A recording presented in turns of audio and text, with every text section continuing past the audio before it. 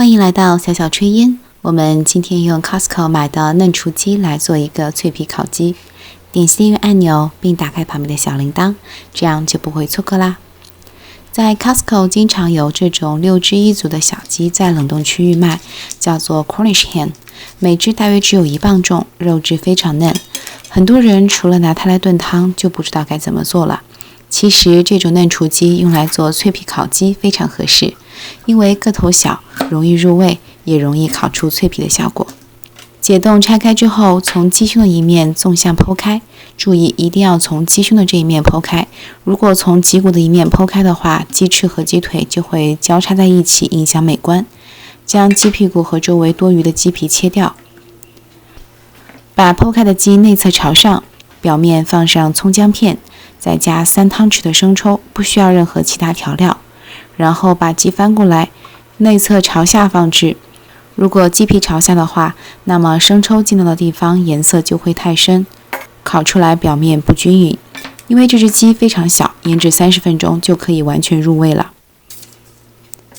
在烤盘上铺上烘焙纸，如果只是为了平铺在烤盘上，防止汤汁粘在烤盘的话，烘焙纸的效果其实比锡纸要好，大家可以试一下。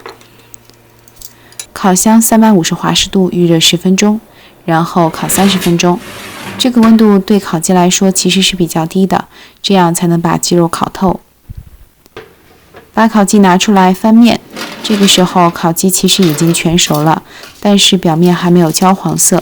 再次放进烤箱，调到你们家烤箱的最大火，炙烤5分钟。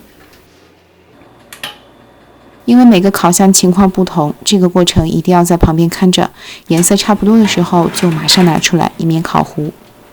其实这个时候直接吃，味道就已经非常好了。如果喜欢味道重一点的话，也可以再加上你喜欢的调料，比如盐、孜然和辣椒。让我们掰一块鸡腿，外皮酥脆，里面多汁，真的是隔着屏幕都想咬一口。如果今天的视频对你有帮助，就帮我点个赞吧。感谢大家收看，我们下期再见。喜欢我的视频就马上订阅吧，打开旁边的小铃铛，才不会错过精彩内容哦。